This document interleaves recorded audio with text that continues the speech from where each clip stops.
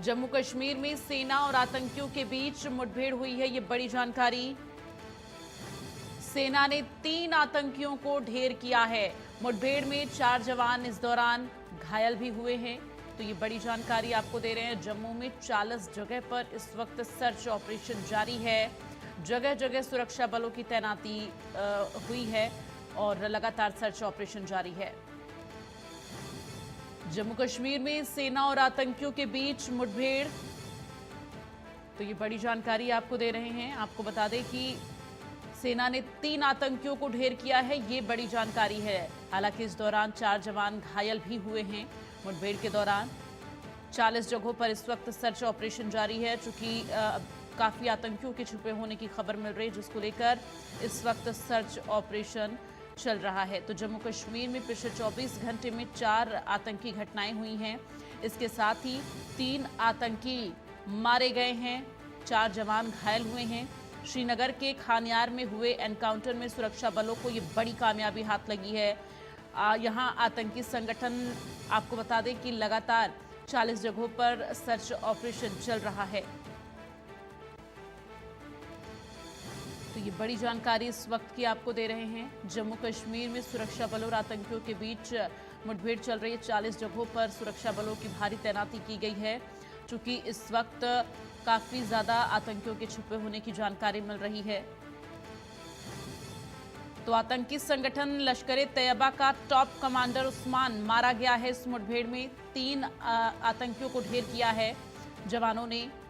ये बड़ी कामयाबी जवानों को मिली है। जम्मू कश्मीर में पिछले 24 घंटे में 4 आतंकी घटनाएं हुई हैं। श्रीनगर, बांदीपोरा, बडगाम और अनंतनाग में ये आतंकी घटनाएं हुई हैं, जिसमें 3 आतंकी ढेर कर दिए गए हैं। ये बड़ी कामयाबी है।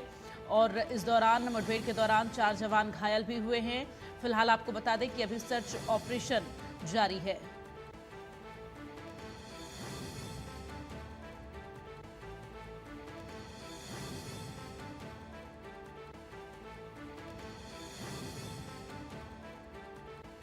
और ज्यादा जानकारी के लिए रुक करेंगे आसिफ मीर, संवाददाता हमारे साथ इस वक्त फोन लाइन पर जुड़ गए हैं। आसिफ, जरा जानकारी दे।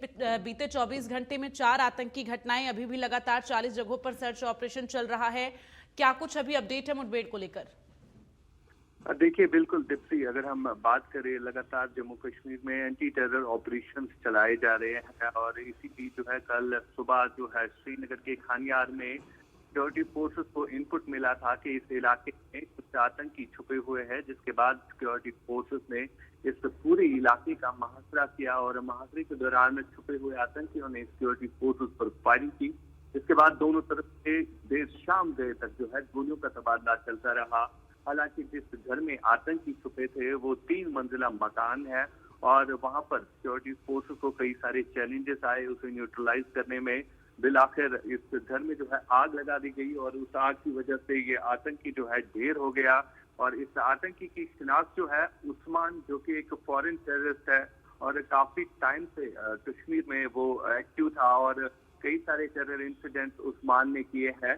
और उस्मान जो है यहाँ पर लोकल रिक्रूटमेंट करने के गर्ज से भी था और जिस हिसाब से यहाँ पर लोकल रिक्रूटमेंट का ग्राफ जो है डाउन हुआ था।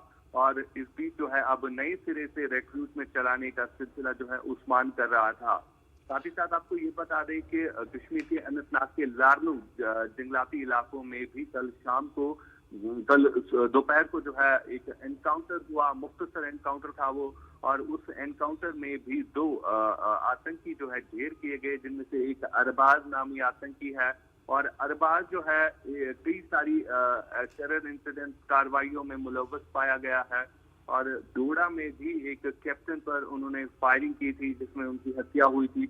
और फिलहाल अगर हम ओवरऑल जम्मू कश्मीर की बात करें तो लगातार एंटी टेरर ऑपरेशन जो है अभी भी कई जगहों पर चलाए जा रहे हैं। खासतौर पर अगर हम जम्मू के इलाकों की बात करें तो यहाँ पर भी सर्च ऑपरेशन चलाए जा रहे हैं। साथ ही साथ बांडीपोरा में भी जंगलाती इलाकों में बीते 2 दिनों से लगातार सर्च ऑपरेशन चलाया जा रहा है, क्योंकि जिस हिसाब से यहाँ पर टारगेट किलिंग्स और नॉन लोकल्स पर फायरिंग करने का सिलसिला शुरू हुआ था, उसको रोकने के लिए जो है अब सरकार ने एक फैसला लिया जब यूनिफाइड कमांड की मीटिंग यहाँ पर की गई और उस मीटिंग में ये जायजा लिया गया कि किस तरह से आतंकी घटनाओं को रोकना है और किस तरह से अब आतंक पर प्रहार करना है और उसी की कड़ी में अच्छा आशिक, जरा जानकारी दीजिएगा कि अभी 40 जगहों पर जो सर्च ऑपरेशन चल रहा है, कुल कितने आतंकियों के छिपे होने की जानकारी है? कौन कौन सी वो जगह हैं जहां पर इस वक्त ज्यादा एक्टिविटी आतंकियों की देखी जा रही है?